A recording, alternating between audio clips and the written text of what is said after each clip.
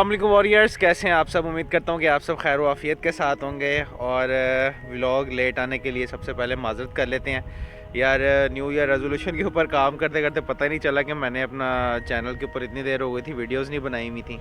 تو ابھی نظر میں ایک ہاٹ ٹاپک گزرا تھا, ٹرینڈنگ بھی چل رہا ہے ٹویٹر پہ, اور آپ سب ٹائٹل دیکھ کے پتہ چل گیا ہوگا آپ کو کہ میں کس کے بارے میں بات کرنا چاہ رہا ہوں. جی ہاں, بالکل المشہور پاکستان کے مشہور اسکالر اور ٹیچر اور لوگوں کی نظر میں موٹیویشنل اسپیکر قاسم علی شاہ صاحب.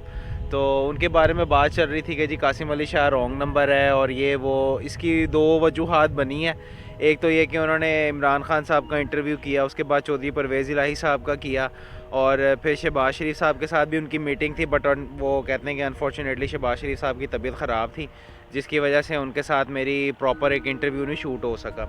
تو ان کی تصویریں بھی وائرل جا رہی تھی سوشل میڈیا پہ, اور اس کے بعد پھر کافی پرائیویٹ چینلز نے بھی ان کے انٹرویوز کیے ہیں, اور اس کے اندر جو اتنا ان لوگ کے اوپر اتنا تنقید کا نشانہ بن رہے ہیں قاسم علی شاہ صاحب سوشل میڈیا پہ, اور اس طرح ان کی فین فالوئنگ کم ہوئی ہے. اس کی وجوہات یہ تھیں کہ جی انہوں نے کمپیریزن کرنا سٹارٹ کیا, اور وہ خود بھی ججمنٹل ہو گئے, جو کہ اپنی سپیچز میں وہ کہہ رہے ہوتے ہیں اپنے لیکچرز میں کہ یار ہمیں ججمنٹل نہیں ہونا چاہیے. میں اپنی یوتھ کو یہی سمجھاتا ہوں کہ ہمیں اتنی جلدی ججمنٹل نہیں ہو جانا چاہیے کسی بھی چیز کے بارے میں.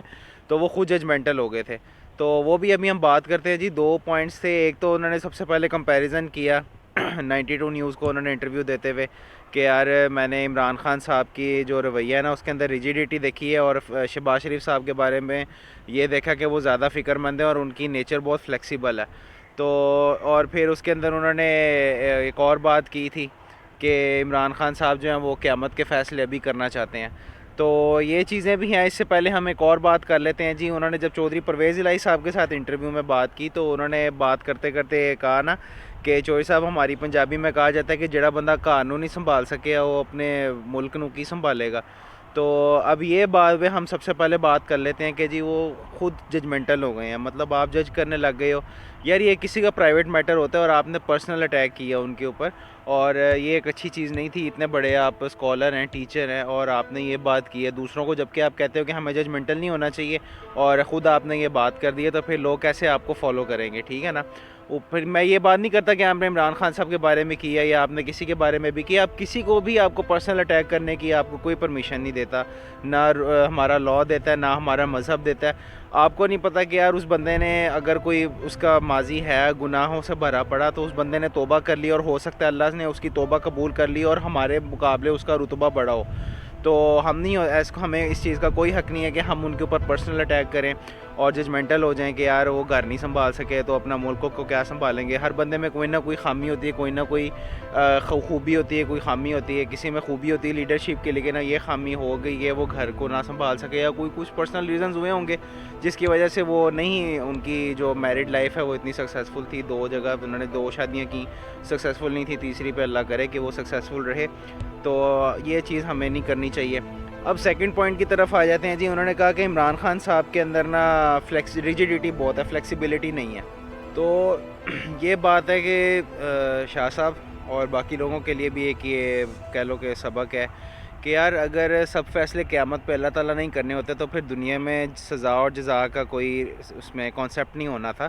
پھر یہ پولیس جو ہمارے جوڈیشری ہے اس کا یہاں پر کیا کردار ہے؟ اگر انہوں نے نہیں فیصلے کرنے ہیں, انسان کو اس کے کیے کی سزا نہیں دینی ہے. ہمارے مذہب میں ہے زنا کی سزا ہے, اس کے بعد چوری کی سزا ہے. تو اگر یہ چیزیں ہم لوگوں نے قیامت پہ ہی چھوڑ دینی ہوتی تو پھر جوڈیشل سسٹم تو ہمارا کیا کر رہا ہے یہاں پر؟ پولیس بھی نہیں ہونی چاہیے تھی, اور پھر باقی سب کو چھوڑ دو, جو مرضی کرے اینڈ پر دیکھی جائے گی. ایسے نہیں ہے میرے بھائی.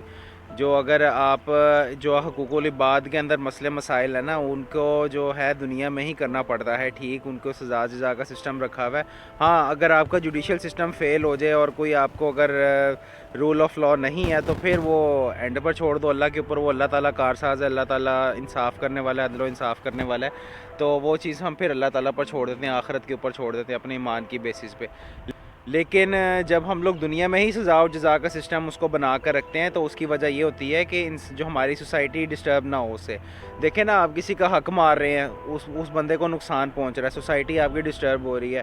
ایسے ہی زنا اور چوری وغیرہ کا بھی ہے کہ کسی کے ساتھ انصاف نہیں ہو رہا یا کوئی زنا کرتا ہے تو وہ سوسائٹی, آپ کا سسٹم خراب ہوتا ہے, آپ کا خاندانی سسٹم خراب ہو جاتا ہے. تو اس طرح کی چیزیں ہیں. اور اگر ہم یاد کریں تو حضرت علی رضی اللہ تعالیٰ عنہ کا بھی ایک فرمان ہے, اس میں انہوں نے اس کا مفہوم یہی ہے کہ جو دنیا کوئی بھی سسٹم ہے نا, نظام, کفر کا نظام چل سکتا ہے, بدعنوانی کا یا ناانصافی والا نظام نہیں چل سکتا.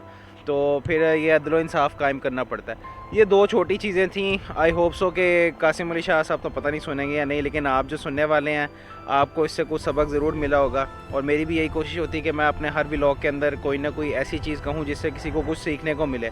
تو یار اس کا پھر دیکھیں نا, اب ریئیکشن جو آ رہا ہے قاسم علی شاہ صاحب کی طرف, وہ یہ تھا کہ جو عمران خان صاحب کے جو فالوورز تھے وہ بھی قاسم علی شاہ کو کرنے لگ گئے, تنقید کا نشانہ بنانے لگ گئے ہیں. اسی طرح کوئی پی ایم ایل این والے بھی لگ گئے کچھ نہ کسی بات پر کہ جو غلام ہوتا ہے اس کا بیٹھنے کا پوسچر کچھ اس طرح کا ہوتا ہے, حالانکہ ان کو نہیں پتا کہ اس وقت وہ کس کنڈیشن میں بیٹھے ہوئے تھے شاہ صاحب. وہاں پر جس طرح شاہ صاحب خود کہہ رہے ہیں کہ عمران خان صاحب جو ہے وہ ایک طرح کے ہائی جیک ڈوبے ہوئے تھے, ساری ان کی ٹیم آس پاس ہے اور سارے مجھے پریشرائز کر رہے تھے, حالانکہ خان صاحب بالکل نارمل بیٹھے ہوئے تھے, کام تھے, لیکن باقی سارے پریشر ڈال رہے تھے کہ جی بس کریں, لاسٹ کوسچن ہے. تو اس وجہ سے کہتے ہیں میں پریشر میں تھا, اور پھر میرا سٹنگ پوسچر سے بھی آپ کو لگ رہا تھا کہ میں کانفیڈنٹ نہیں تھا. جبکہ آپ دیکھو پرویز الہی صاحب کے ساتھ جو انٹرویو ہوا ہے اس میں پرویز الہی صاحب نے پہلے ہی ساروں کو کہہ دیا تھا کہ میرے پنڈ کا بندہ ہے. وہ کہتے کہ جی انہوں نے پہلے ہی ساروں کو کہہ دیا کہ میرے گجرات دا ہے تے میں یہ کھل کے گل کرنی تے تسی سارے بہ جاؤ. تو یہ ریلیکس ہو گئے, کانفیڈنٹ ہو گئے, انہوں نے انٹرویو کیا پرویز الہی صاحب کا.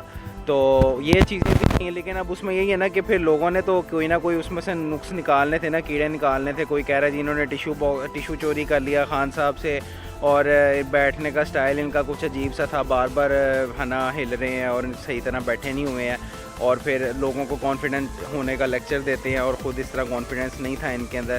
اور اس کے بعد پھر کسی نے قاسم علی شاہ صاحب کی جو فاؤنڈیشن ہے اس کے اوپر کسی نے کوئی اسکینڈل نکال دیا کہ کوئی ہراسمنٹ کا کیس چل رہا ہے, ان کے ہراسمنٹ کے کیسز ہیں, اس طرح لڑکیاں شکایتیں کر رہی ہیں. تو پھر یہ دیکھیں نا پرسنل اٹیک آپ کے اوپر بھی ہونا شروع ہو گیا. اور آل ان آل یار اس کی وجہ یہ ہے کہ ہمارا جو سوشل میڈیا نا بہت زیادہ ٹاکسک ہو چکا ہے, اور we have to stop this. جو بھی ینگ جنریشن, جو میری جنریشن ہے اور کوئی بھی ینگ جنریشن میرے سے بھی ینگ ہیں جون سے جو سن رہے ہیں, آپ پلیز کسی کو اس طرح پرسنل اٹیک نہ کریں اور ججمنٹل نہ ہوں. کسی چیز کے بارے میں ہمیں ججمنٹل ہونے کا کوئی حق نہیں پہنچتا انٹل اور unless you know them personally, اور آپ کو اس کی ایک ایک چیز پتہ ہو, آپ 24 گھنٹے اس کو دیکھتے ہو نا اور اندر سے جانتے ہو, تب آپ کو جج کرنے کا کوئی حق بنتا ہے, ورنہ نہیں. اور یہ کام صرف میرا رب کر سکتا ہے, اور میرے رب کو سب کے بارے میں سب کچھ پتہ ہے, انسان نہیں جان سکتا. اسی وجہ سے ہمیں ججمنٹل نہیں ہونا چاہیے. تو آئی ہوپ سو کہ آپ نے میرے اس ولاگ سے کچھ نہ کچھ سیکھا ہوگا, اور اینڈ تک دیکھنے کا شکریہ. چینل کو سبسکرائب کر لیں اور ویڈیو کو لائک کر لیں, دوسروں کے ساتھ شیئر کریں, اور مجھے اجازت دیں اس دعا کے ساتھ کہ اللہ تعالیٰ آپ کی تمام مشکلات میں آسانیاں فرمائے اور آپ کو دین اور دنیا کی کامیابیاں عطا فرمائے. مجھے دیجیے اجازت. السلام علیکم, اللہ حافظ.